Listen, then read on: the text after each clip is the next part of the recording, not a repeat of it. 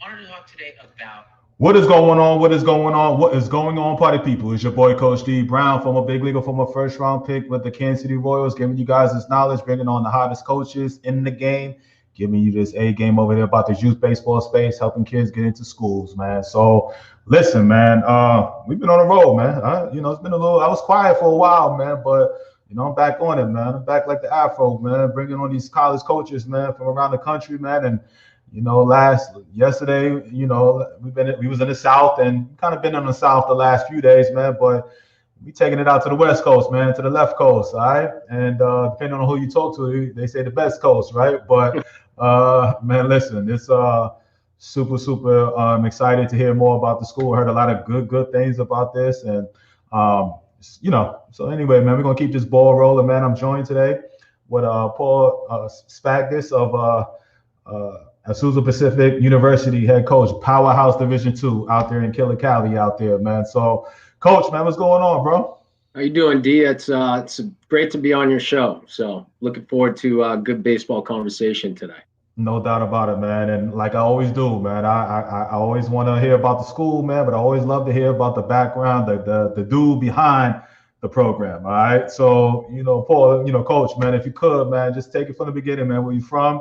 Playing career to where you are now as head coach at Azusa Pacific University. You got it. Yeah, thanks, D. Actually, I'm an East Coast, Northeast guy myself. Grew up in Boston.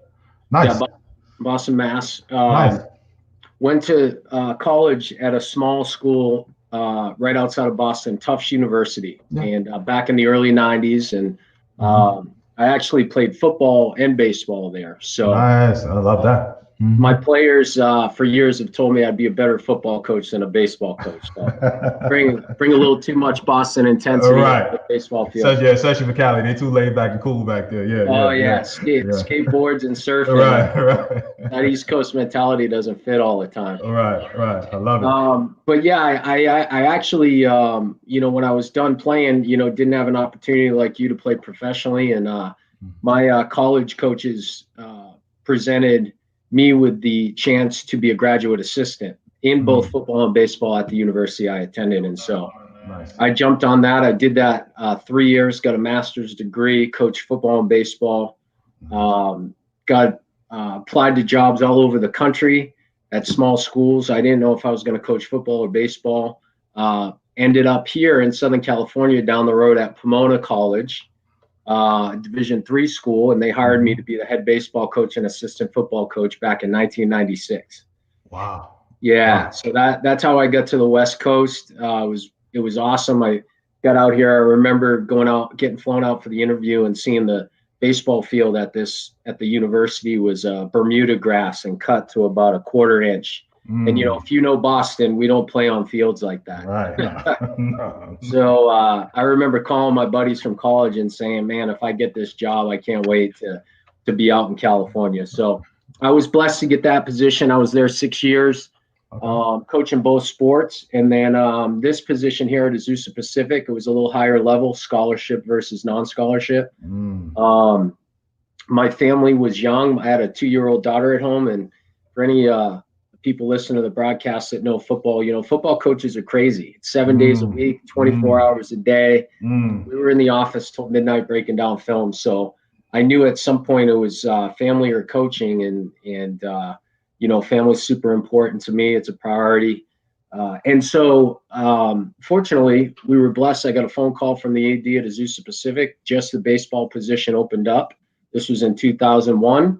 Nice. And I came over and interviewed, and they surprisingly hired me, and I've been here 19 years. So, you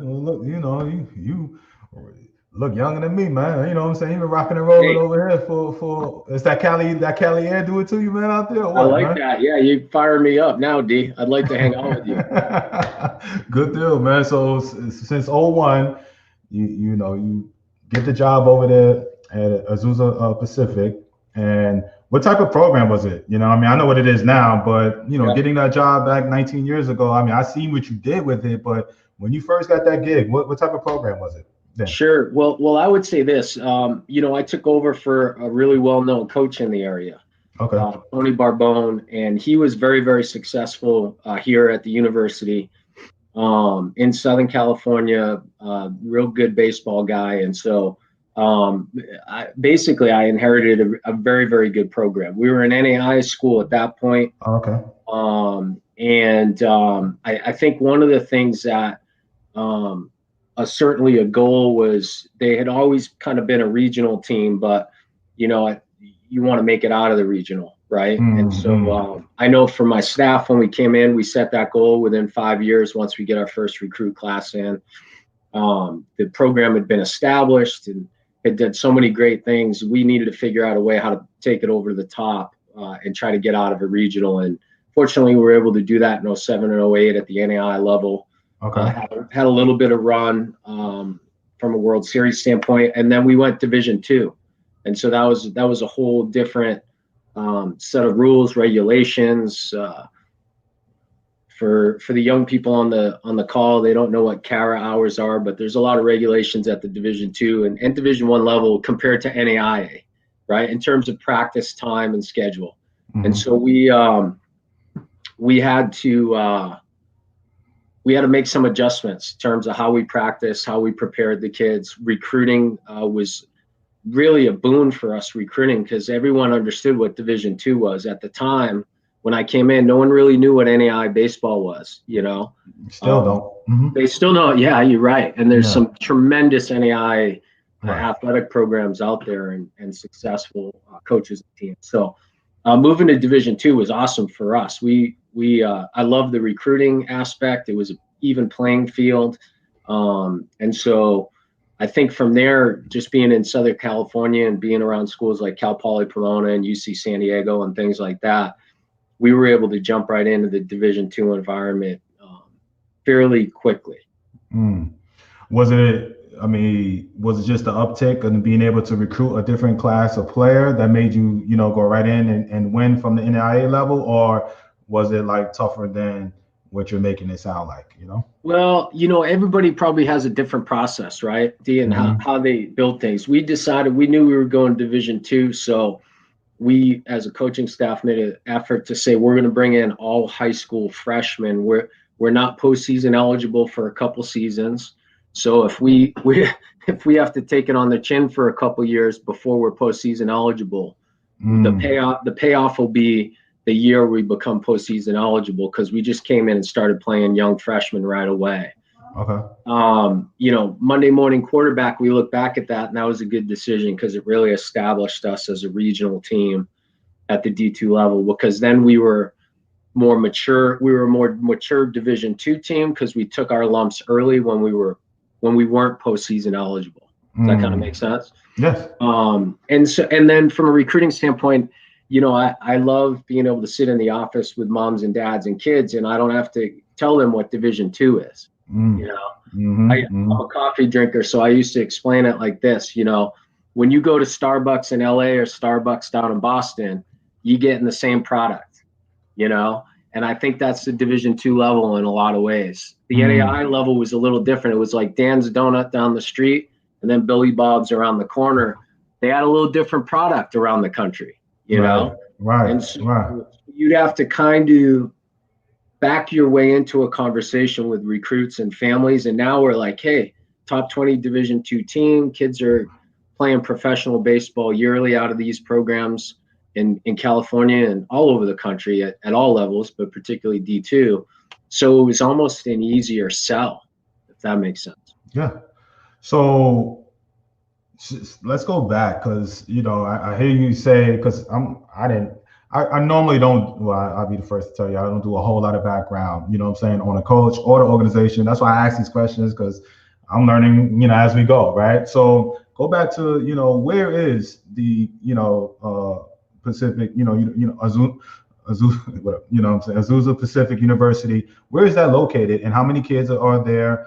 Because I know, Cali, because I actually thought I heard you say Southern Cal, I actually thought it was in Northern California, but you're telling me it's in Southern Cal, no? Yeah, it is. It is. We're located about 20 minutes east of Pasadena. So nobody wants to talk politics nowadays, but we would be hosting the Rose Bowl in a week.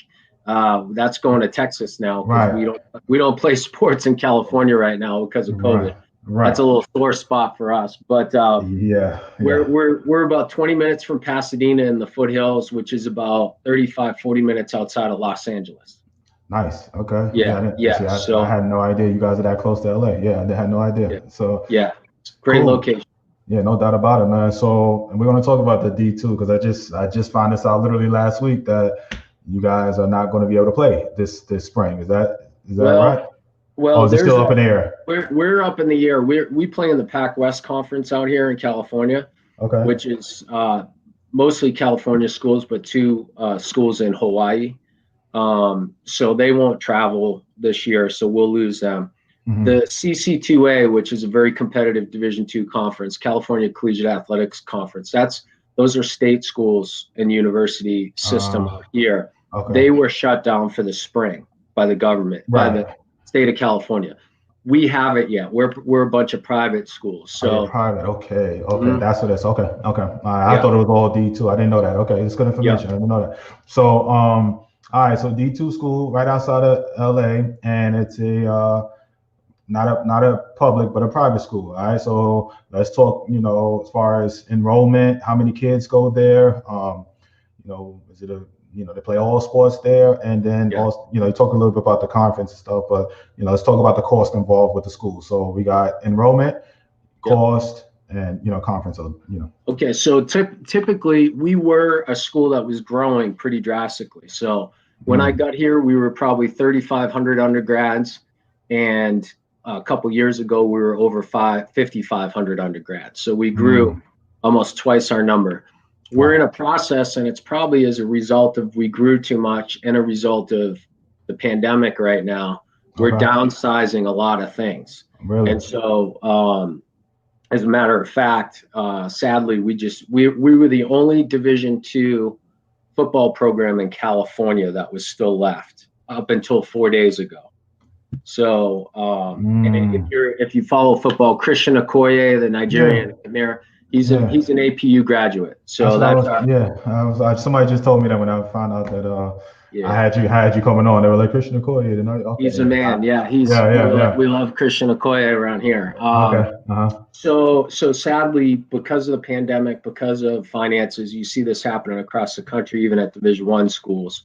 It just it really forced probably our administration, our athletic director's hand, being the only D2 school in California. We have 6 flights a year flying out of the state to play other schools. So they drop football. That being said, that brings they're starting to resize our university. So my guess is probably a year from now, this is just a silly baseball coach's guess on this, but I'd say we'd probably be around 3,800 to 4,000 undergrad students. Okay. All right. Okay. Of course. Yeah, it's expensive. Private school. There's no in-state or out-of-state tuition. So from your tuition to room and board to books is probably going to run you about $54,000 a year. Nice. Okay. Okay. And what I would say about that too, because I know you have a lot of young athletes and a lot of young families that are looking to send their kids off to school. A lot of universities and colleges at the private level like us are there's this word in higher education called the discount rate. A lot of that 54,000 is discounted with grants, scholarships, and additional aid. And so if you went online to our website, you'd see, I think maybe the average discount for families might be 19 to 20,000 of that 54. That the kid's either getting athletically, they may be a musician, they may be getting it academically. We have a great academic scholarshiping model. So some of my athletes might receive 20,000 off the top from an academic scholarship. And then coach can put more money on that for baseball. And now you're making a private education very reasonable financially for a family. Does that make sense? Yeah, no, I got you. So do you feel like the D2 level, kind of up there pricey? I mean, I guess for Cali, it ain't too much, but do you feel like that is feel like it's a hand behind your back a little bit, or do you have problem? Obviously you don't have no problem getting into talent because you're a powerhouse over the D2 level, But do you feel like sometimes, walking in that kind of hinders you a little bit with the, price tag, or no? Occasionally it does. You feel it, and when your elite kid you're struggling to make it happen, or there's that tweener athlete where you're like, I only have so much available to help that family out, and that kid's really going to make a difference. But the cost, if we're a state school, we'd land that guy pretty consistently because it would be cost neutral for families. Okay. At our level, those tweener guys that really make a difference on your team's success, you're really trying to balance those two things. So I wouldn't say I feel like I have my hand tied behind my back, because we have a pretty good rivalry with the state schools, and they think we have it made. Really? You know how that is. Oh yeah, and we think they have it made. And right. Everybody's you're the rich private school, big time deep. Yeah. They got so much money, Right. But that isn't typically the case. But we're also a Christian university, so I think that's a niche for us in a lot of ways. One of the things I appreciate about that is, the student, you don't have to sign, unlike a lot of Christian universities across the country, like us, that like-minded schools, the student body, they don't have to sign a statement of faith or believe a certain way to be a student here. Okay. Now, faculty, staff, coaches, everyone that's hired here does, right? So we're all of a Christian environment. Okay. That way, but it becomes a more diverse community, at APU, diverse from a faith standpoint, socioeconomically, racially diverse. We're 52% non-white on campus. For a Christian university, that's huge. Yeah. I think that reflects Los Angeles too. I think that's great. Super diverse, right? County and LA. And so I think all of those things, along with the discounting with the academic money, and if you're talented in certain areas of your life, makes it feel like you have a shot as a coach. Let's put it that way. I don't feel like I got the wind at my back and everything's great, but I definitely don't feel like I'm held back because of the cost structure or support. Does that make sense? No, I got you, bro. I got you. All right. A couple questions came in. Bubba says, and we're talking about your landscape of recruiting. You beat me to it, but talking about recruiting, looking at your roster, I don't see any kids from the Southeast. Do you ever recruit from the Southeast? Yeah, good question. I'd love to recruit from the Southeast. Some of the best athletes across the country. You know what? There's a big baseball event in Georgia, in the East Cobb, and a lot of my close friends are still Northeast coaches, right, at all levels, and they go down to that every year. And I've always in my mind put that on my recruiting calendar. I just got to go back, because wouldn't it be great for a kid from the Southeast to have a guy from California call him, and say, hey, do you want to come out, catch some waves on the weekend, and then play baseball? And it's 70 out today. I got shorts on. It's Christmas, I was wearing flip-flops today. So, you'd be surprised, Coach. They will take you up on it offer. Yeah, I know. So, yeah, I think that's a good point. I just think I have to get over the hump and just get there. Sometimes when you have your own area, your niche. And especially California. I mean, California with talent, Yeah, California, and then we have Arizona as our next door neighbor. And there aren't any Division II teams in Arizona. So you can pull from both of those areas pretty well. Is that what your niche pretty much is, the AZ, I think so. Arizona and California? We try to maybe do a little bit of the Pacific Northwest, because that's a colder weather area, so kids feel like they don't have to leave the West, but they can play in sunshine. So are you fully funded with the full 9 with Division II? We are. Yes. Okay. Yeah. Okay. Yeah. Cool. All right, and let me see here. Bubba's on the roll with this. My boy Bubba's a pastor from, he said, is Azusa Pacific connected to the Azusa Street Revival? If so, is the player's relationship with Christ a priority? Good question, Bubba. I should probably know what Azusa Street Revival is. I don't. Okay. But is their relationship with Christ a priority? Yes. How that is delivered by the coach is is going to probably be different. I'm not from the Southeast. Remember, I'm from the Northeast. So that that delivery is going to be pretty different. And I'm also not a West Coaster. So I always tell my wife, I always feel out of place. She's like, what are you talking about? And I'm like, yeah, I've been out here 25 years and I don't fit in with the West Coast guys either, you know? Right. But their faith walk and who they're becoming as young men is an absolute priority for us. In all of our athletic programs. I would say my daughter actually is a college senior here and plays volleyball on the volleyball team. And her coach, who I've been working with 14 to 15 years now, his delivery is certainly very different than my delivery, but all of our hearts are in the right spot that we want our kids to grow spiritually while they're here. So some of us just do it differently. Read between the lines on that one, Coach. I got you, bro.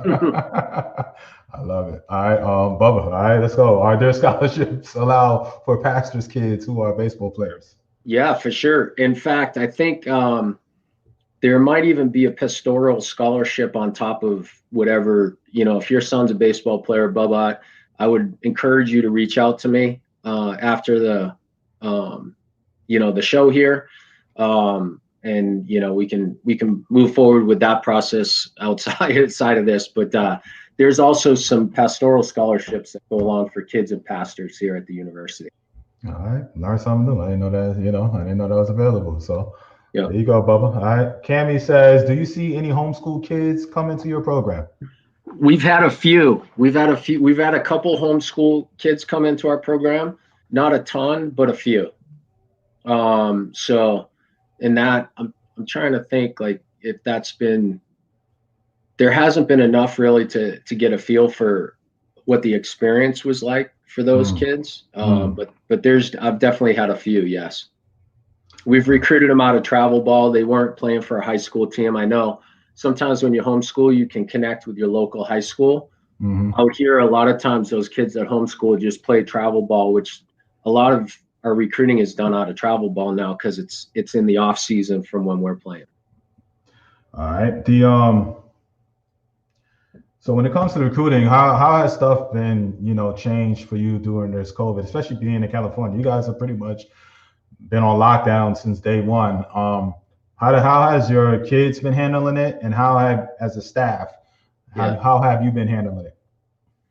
Well, I think my kids have been handling it great. I think, you know, when you do the best you can as a coach to create a culture that, you know, we talk a lot about adversity and how we're dealing with adversity in our life, you know, and so literally I'm sitting in my office and I've probably been in my office 4 or 5 times since March 10th or 5th or whenever they shut us down, because they shut our campus down. Wow. And so I remember I'm looking in my locker room over the computer and I remember meeting with the kids for the last time. We were supposed to play a game against Fresno Pacific. Our AD called us, said, hey, they're turning around in the bus and going home. The Big West had just shut down, Big West baseball. The Ivies had shut down 2 days earlier. Everything was crumbling on everybody. And I was kind of giving my kids my last talk, and I was like, hey, man, you guys were, as hard as this is going to be, you guys were built for this challenge. You know, this is why we do what we do in athletics, is to see kind of what we're made of emotionally, spiritually, physically. A lot of times it transpires itself physically on the athletic field, but we're going to be dealing with a lot emotionally with our families and job loss and finances and loneliness and emotion. And I just looked at every one of them in the eye and I said, I know every one of you are going to be able to handle this as hard as it's going to be.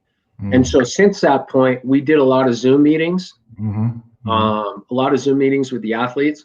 We have a lot of guys that are still playing pro ball or guys that are in the big leagues. So I would Zoom them in. Just that would be a good experience for the kids. We talk hitting or catching or pitching with one of those guys. Nice. So, yeah. And so we really tried to be interactive that way. You know, we're about personal relationships at APU. So, you know, I'd go for long walks and put my earbud in and call every kid. Hey, how you doing? How's school going online? You doing okay? Just checking in. So those were all the things we put into play.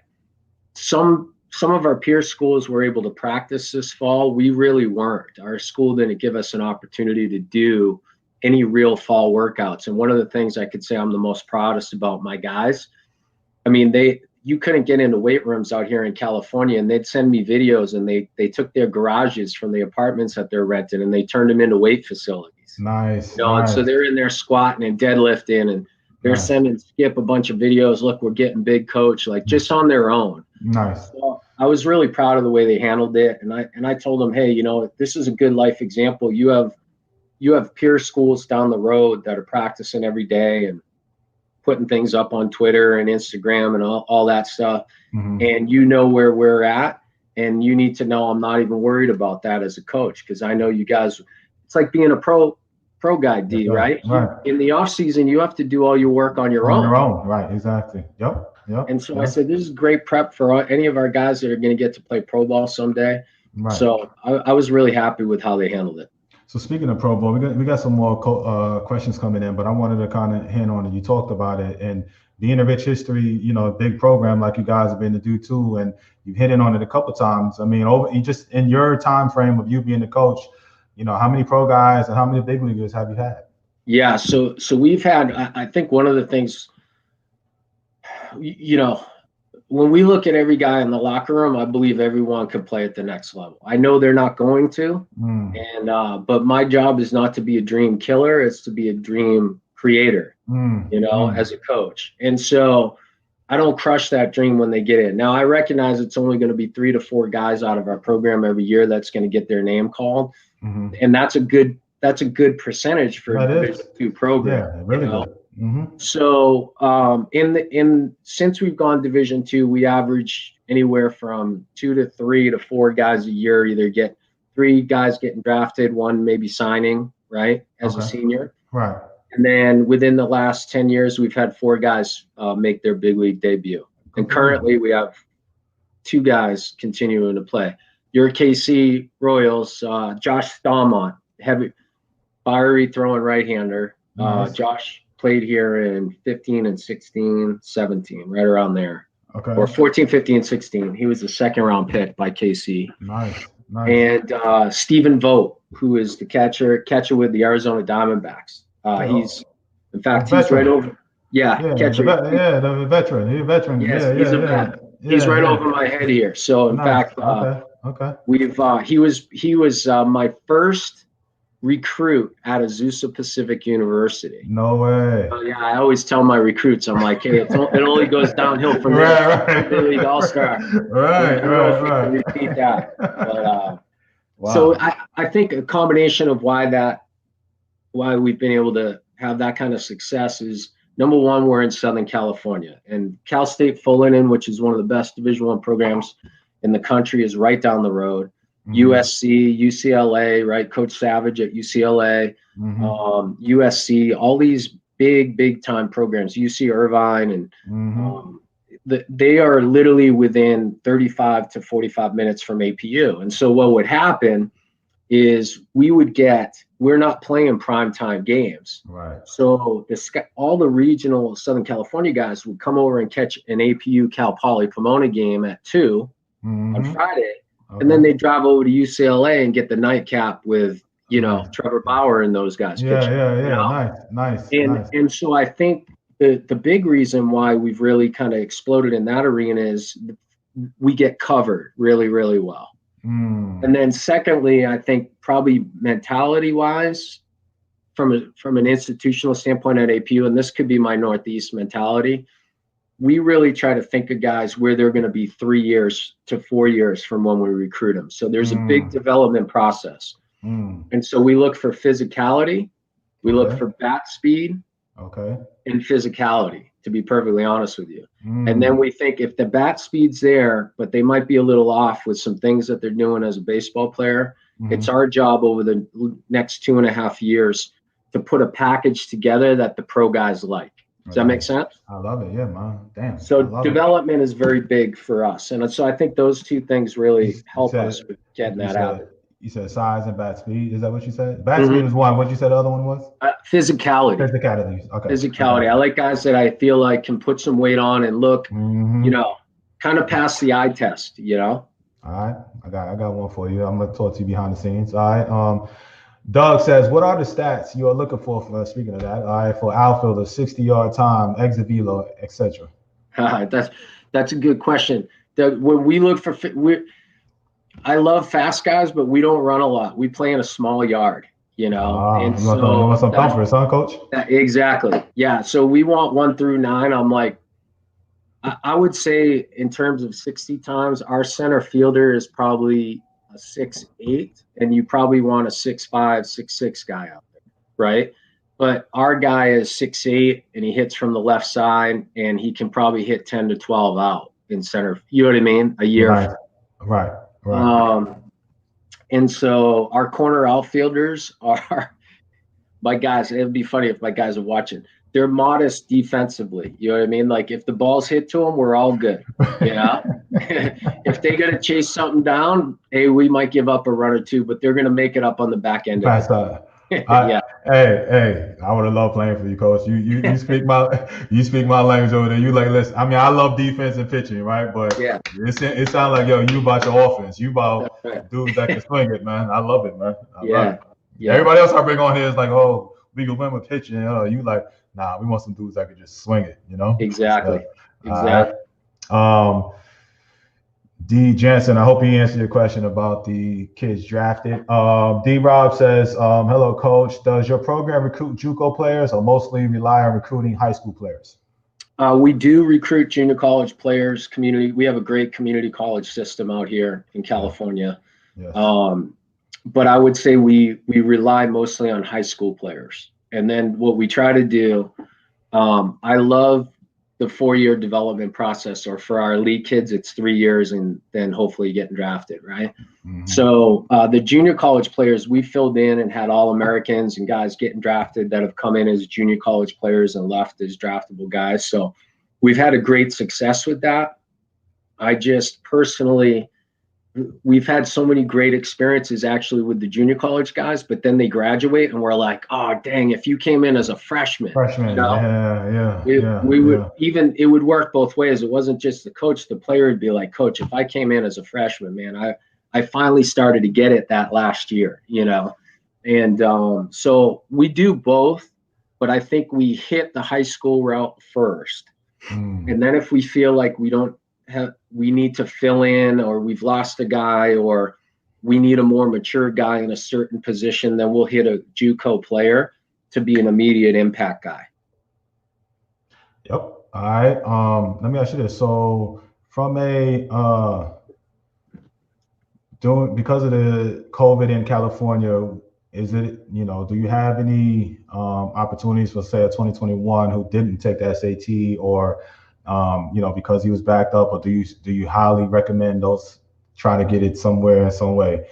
The hardest, the class I feel the worst for is the 2021s, right? Because they lost half their season last year as a junior. We're going on in California here. We're not sure what's going to happen in the spring. Guys, it's hard to see guys.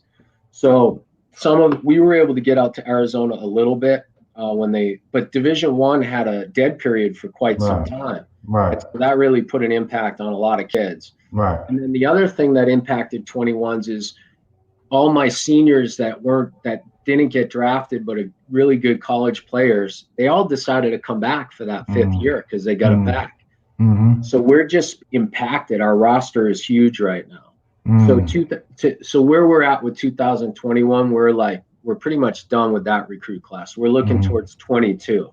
Okay. And my hope is that we'll get some form of a season in here in SoCal. I think other areas of the country will probably get more of a season in. Texas, the Southeast, hopefully, Right. And then what'll happen is rosters will open back up again in a year, and 22s will start to fill those slots. My hope. Right. Do you feel like from a high school, I mean, I know you guys are dealing with on a college level, because I know D1 is still scheduled to play. And now that I just learned about, your conference is scheduled to play D2. But what about it from a high school level? Do you feel like, for the high school parents out there, what is your gut telling you about the high school season being played? Well, like I said, I think in California. I'm talking about Cali. California? Yeah. Gut feeling.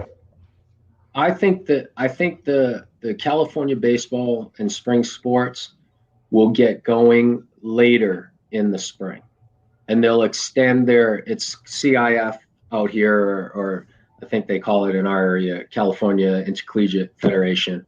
Mm-hmm. I think they'll start, maybe instead of starting in February now, which is a goal, they'll probably do mid-March and they'll extend the season. No one's told me that. That's just my gut feeling. Gut feeling. They're not going to want to go 2 years in a row. Right. California, like, is a baseball community.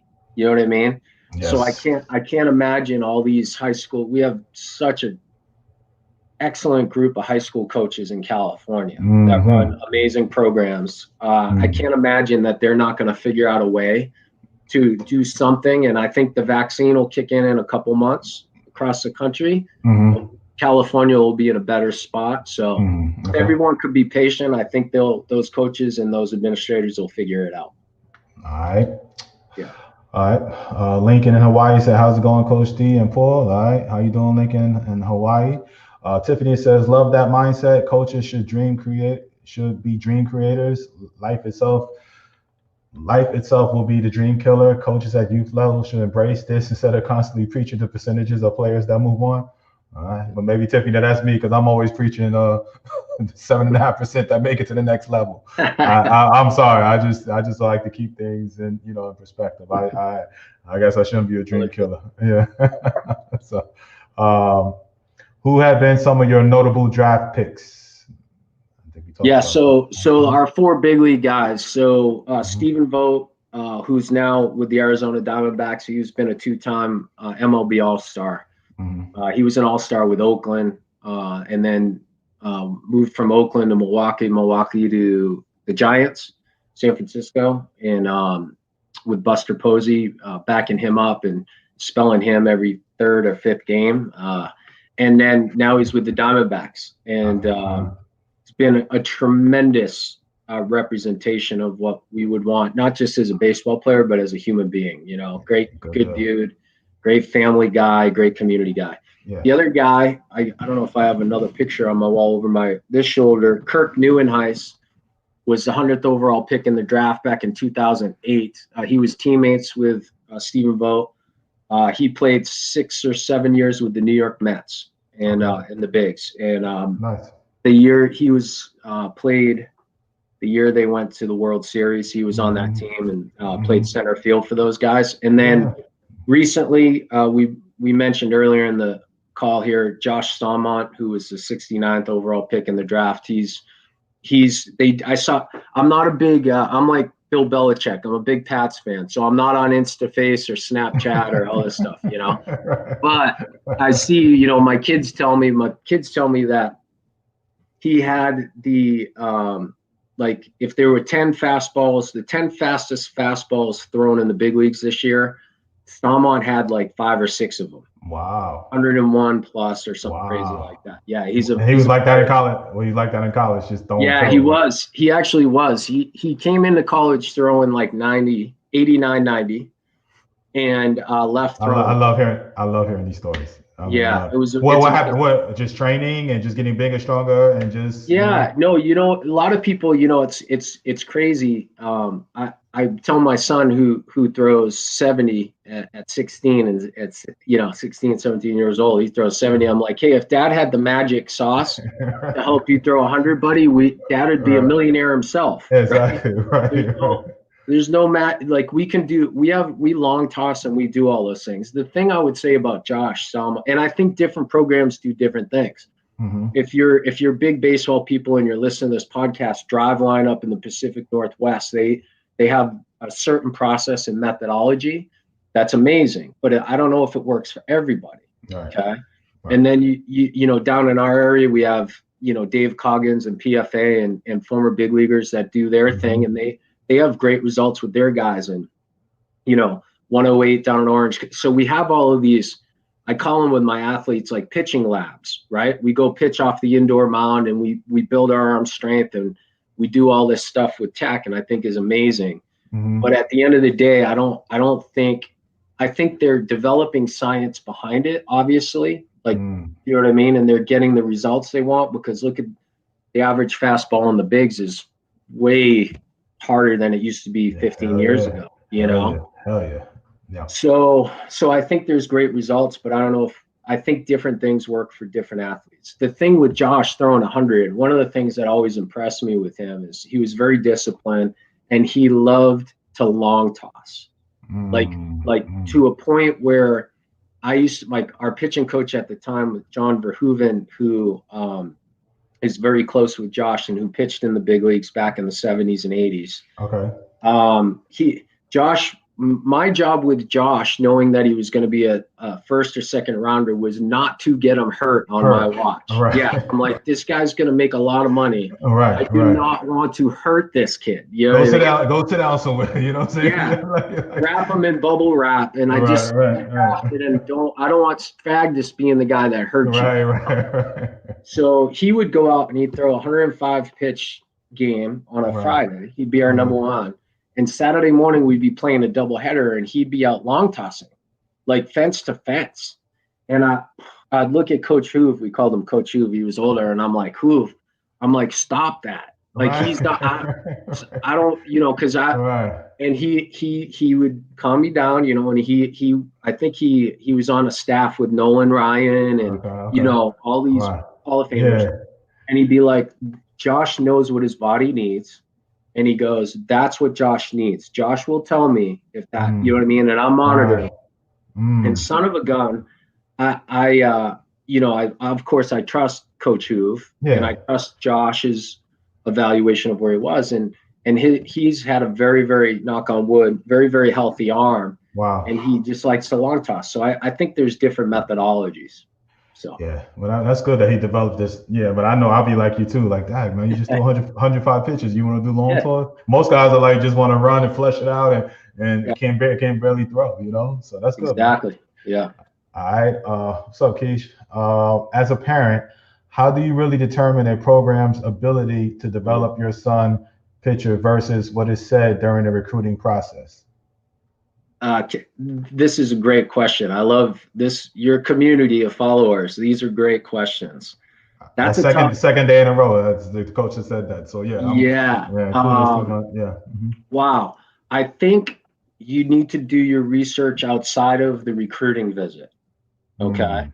And so, because I even tell my kids when they come in my office, and moms and dads, I sound like the greatest guy in the world when we're sitting in this office and I have my collared shirt on. And then the season hits and they're like, what happened to recruiting coach? Right. You know, so competition kicks in. That's right.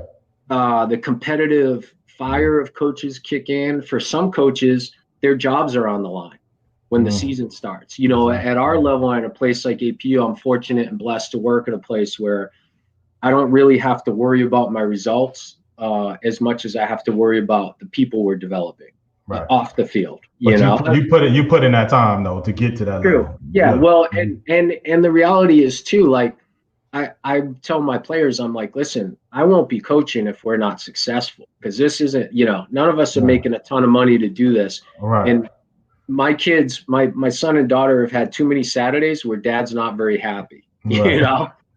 So unless you went 2 on Saturday, a split's just not very fun, you know? Right. So here's what I would say. Do your research. Do you have an opportunity to talk to players that have played for that coach?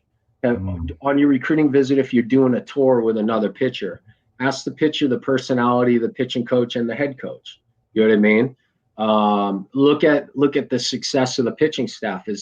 I have some local guys out here. I'm so respect guys at Cal Baptist. Gary Adcock over at Cal Baptist, who was an NAI to D2 to D1. He's one of the best pitching guys around. You know, and what I would say about how do I know that? The results.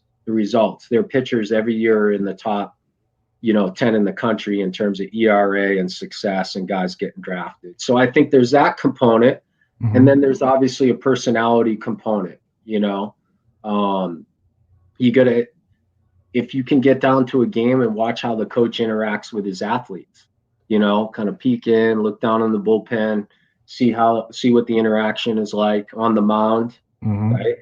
I think those things make a difference because you probably know your son as well as anybody, and you know what he's going to respond to. Wow, some kids are going to respond to a high energy coach. Other guys would rather respond to someone with a little lower energy, and so you got to kind of balance those things. All right, good answer. We got Jansen. Jansen says well, let's go with Bubba, then I go to Jansen. What role does a parent play in the recruiting process for you? Oh, not a ton. We try to be available to the parents because I'm a parent of two, high school athlete and college athlete, right? Nice. And I don't expect my kids' coaches to be available to me. So my wife and I, who played college sports, we're like those hands off, like, hey, don't. And my kids are like, Dad, don't say anything. They know, Dad, Right. Don't be involved. Leave it alone, right? But what I would say is in the recruiting process is I think it's important now. We're in a different generation. Moms and dads and kids are much more communicative. So here's what I would think a role of a mom and dad is. I always want them involved in the recruiting process when we meet with the athletes, so that when they leave, so when I have a conversation with Jimmy, my recruit, and mom and dad are there, and I tell them who we are and what we're going to be and what we can offer and all of that. For Jimmy, who's 17, he could be a little nervous sitting in an office with a head coach of 20 plus years experience, right?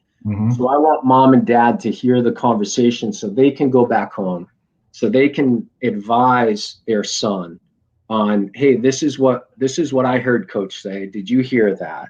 This is what I think. Because I think parents and kids talk more than probably 20 years ago, right? Or 30 years ago. Okay. Parents are way more involved in the process that way. And I think that's super valuable. So I always want parents involved then. Once the athlete signs, I want the relationship to become almost strictly for me as a head coach with the player. And my relationship with the parents becomes like we're co-leading these young people. And so what I mean by that is we both want the same thing. I want your son to play, right? Because that's why I recruited him. I want him to be successful, but I also want him to be a great person. And I also want him not to be hurting. And what I mean by that is struggling emotionally, because that happens in college. So there's this like give and take with helping a kid grow through some things. But it is a college experience, so you want to separate the two to a certain point. Okay. Jacob on the other page says, I've heard that pitchers from the snow states are becoming more desirable due to the fact they tend to have less miles on their arms and are perceived as more upside. Any truth to this, or is it just something people in the snow states say? Thanks for asking the time to meet with us today. Yeah, I like that. This is a great group. This is an excellent group. I do think there's something to that. I think when you're in a warm weather state, the pressure that these athletes feel to perform and play consistently year round is so much different than it was 25 plus years ago, And I do think there's something to that. The multi-sport athlete in the cold weather states, kids playing basketball, then shows up on the baseball field, or playing football, basketball, and then playing baseball. I do think because if we think about the research on all UCL, on the collateral, that's wear and tear as much as anything, right? Explain to me how I can't remember if it was Strasburg or what, these guys that are getting paid hundreds of millions of dollars, if they're blowing their arm out, okay, and we have big league clubs that have this exorbitant amount of money to do the research and protect people, that's an investment. The reality is where it's going to happen to a lot of players because of the stress on the arm. And so we see this in the big leagues. They're always balancing inning count. Do we slow them down so we have them in October? Those are all realities. So yeah, I would say, Coach, Corbin at Vanderbilt, right? He's a legend. We all look up to Coach Corbin. Mm. I would say a lot of his kids probably have. I bet you he probably recruits the Northeast and the whole Eastern Seaboard as well as anybody, and probably multi-sport athletes. So the wear and tear isn't fully there. Yeah, he was the first guy that gave me an offer when he was at Clemson. And, Oh yeah, yeah. But he's from the Northeast too, so I think that's another reason too. He's from up not too far from you over there. Yeah, that's right. Vermont, Maine. Maine, something like New Hampshire.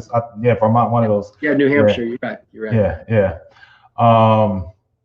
Let me go here. Jay Meyer says, "Do you play any D2 schools from Minnesota?" We don't always, but just a few years ago we played. Is it St. Paul's or it was a hot. See, now you're catching me with my baseball knowledge. We played St. Paul, Concordia. I think I had a D2 school from. It was a few years ago. It was a top team from Minnesota, a top Division II team, and we met in Arizona. Okay. And I can't remember. I apologize, but they were an excellent team, and we went to Arizona. They flew in for a little winter break type of thing, and we played those guys. Yeah. I had another question I forgot I skipped over, but they asked, what schools do you play D2 wise up in the Bay, North Cal?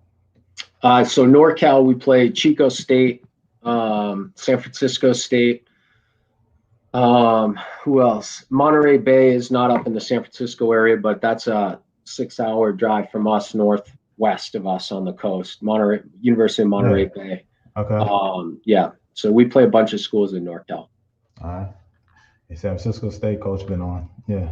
Oh yeah. Yeah, he's a good dude, man. Tony Schifano? Yeah. He's been on. He's a good guy. He's a good guy. We play them pretty consistently.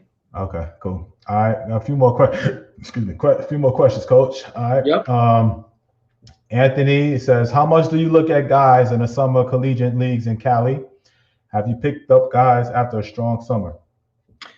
Typically in summer collegiate leagues, where we go look for guys, if a player, now we have what's called the transfer portal, the NCAA transfer portal. So a young man at a D2, or mostly Division I guys that want to transfer, they'll put themselves up on that portal. In years past, they had to contact us. Hey, I'm looking to transfer, and then get a release from the school.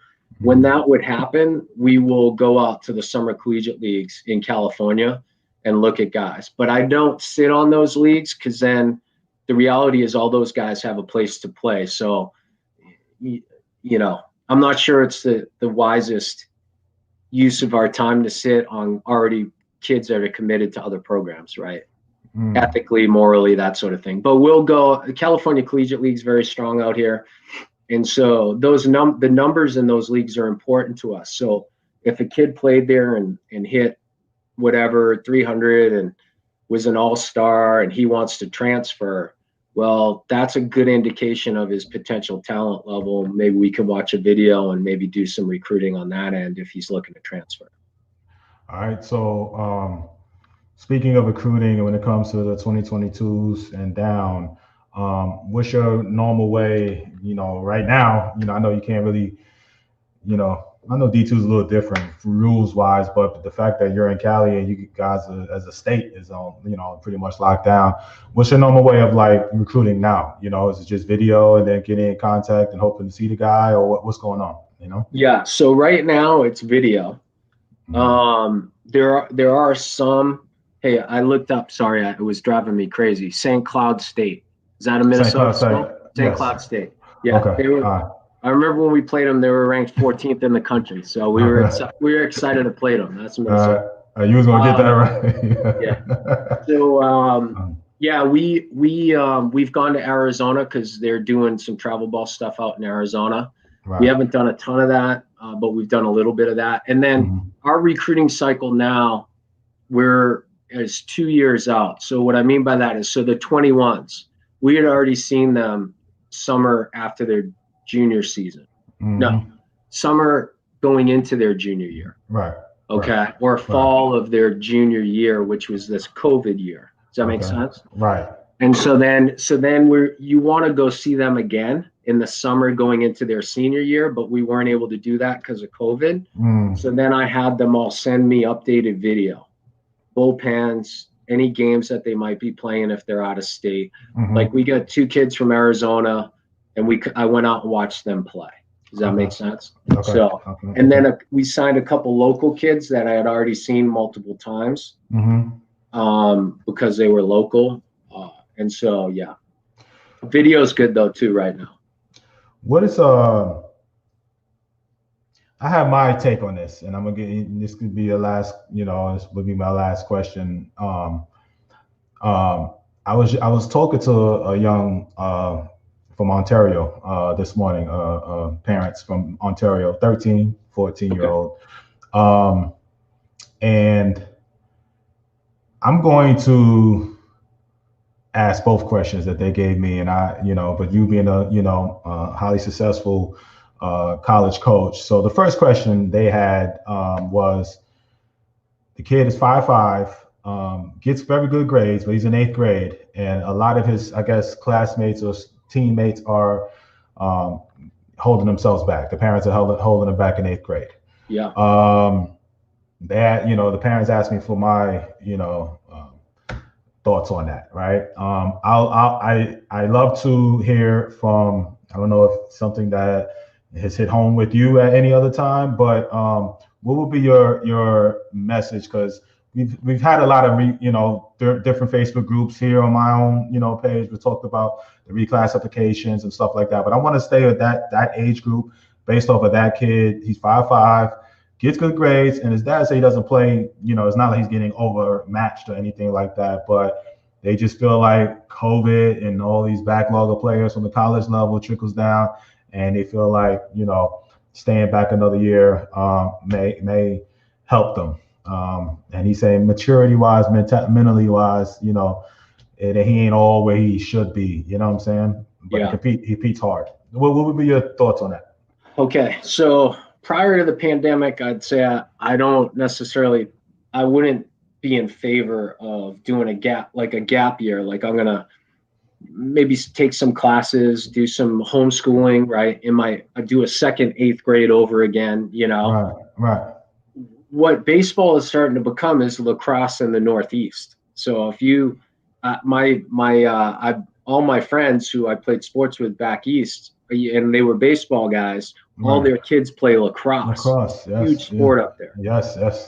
And we laugh about it out here because we all had kids at the same time, and their kids are like 24 in their sophomore year in college, and mine's just turning 21 as a senior in college. Right. Yeah. So because they did that stay back year and did another year of prep school, and it's a big financial sport where you can send your kid to private school an extra year and all that. Right. Here's what I would say. It's a weird world that way when you see those things happening. But because of COVID right now, I think it causes me to pause a little bit and think about what would I do if my son were an 8th grader right now, Right. And I thought my son had a little bit of talent level, and he just wasn't mature enough yet. But now remember this. Every single parent in the country thinks their kid has the talent level, right? You know what I mean? So when I say I'm not a dream crusher, you should talk to my 17-year-old son, because he's probably like, Dad, what you've been telling me for a long time. Right. But at the end of the day, like it's trying to evaluate those two things, right? It's a lot of people ask me about going to junior college too. It's kind of a similar mindset because you pointed out he's a really good student. He gets good grades. So here's what I would say. If you were a good athlete and you struggled in the classroom, staying back a year would probably be a positive on both ends, right? Let's redo math and English and writing and all the skills you need to be successful in college. Because to be honest with you, your grades in high school and your GPA could be more money for you at a lot of schools. Okay. So it'd be a financial smart thing to do. If your son's already crushing it in the classroom, I would have to think about that personally as a parent. Like, is it worth it to have him stay back a year? Because as much as I see, we want to, for my son, I'm like, hey man, you want to play college baseball? you can do it, buddy. Do you know what I mean? You can do it now, but his velocity isn't there yet. In terms, he's a little pitcher, left-handed pitcher. But I'm like, you know what though, buddy? I've seen guys go from 70 to 80 in a year, you know?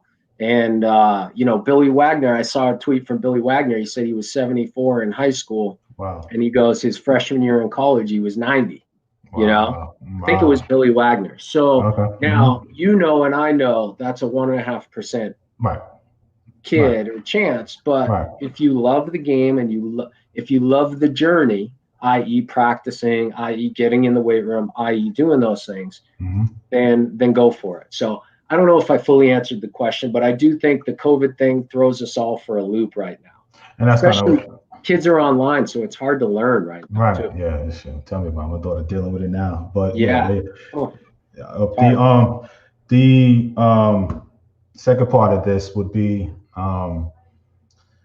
he said that he's in the travel ball, and he was like, what would you do if, because I was telling him, I wish I would have, again, I thought you were in Northern Cali. I would have said, like, hey, find out when coach has a camp over there in Azusa Pacific, and jump on over there. But I was trying to tell him, I was like, don't necessarily get caught up in these tournaments unless they're kind of big time tournaments. The local guys, this is the summer where you start developing relationships with coaches, and I was trying to tell them to find some local schools in the area that are having some camps and get on their radar. And so I'm gonna put this question the way they gave it to me.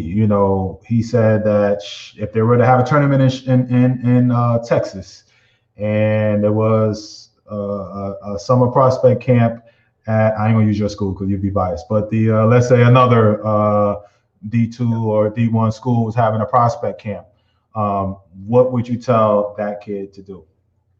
I would say select prospect camps are good because the coaches are right on the field with you. So I would select a breadth of schools that you think you're interested in, because every kid wants to play Division I, and I agree with that mentality.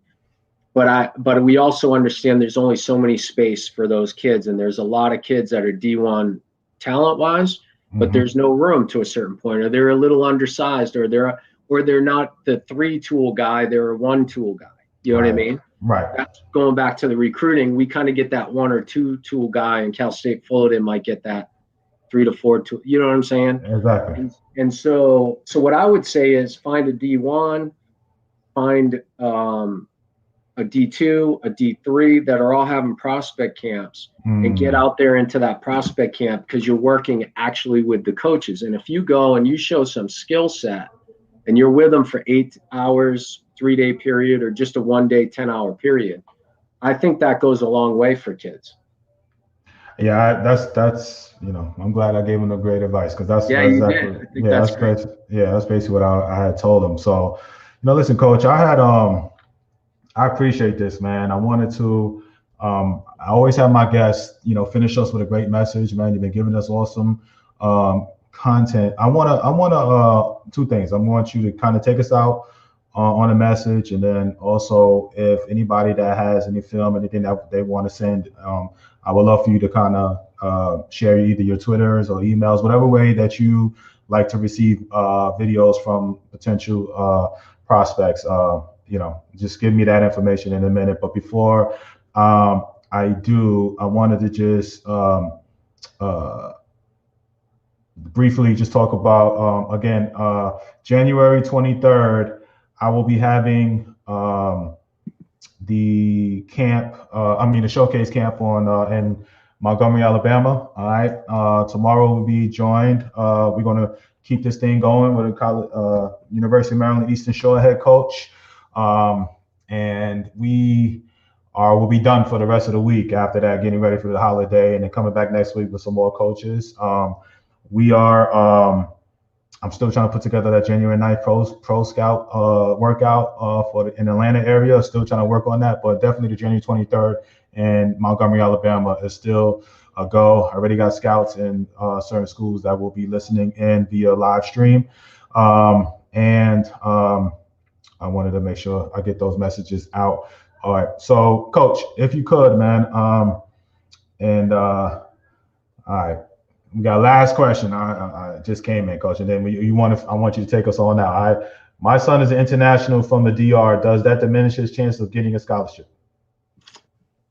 No, I don't necessarily think so. I think it's obviously tougher for us to see those guys physically at times, but a lot of coaches now are really doing a good job developing recruiting techniques off of video. So, as long as I'm sure we need, I don't know if it's the top TOEFL scores, the academic component's going to come into it, but a lot, like we have an international admissions department on campus. So if I found an athlete from the DR that I was real excited about, I would go directly to our international admissions staff and say, okay, what are the things they need academically to be admissible? So no, I don't think so. All right, good deal. All right, Coach, if you could, man, keep that ball rolling. If you could finish this out, man, with a great message, man, and then give me your social handles.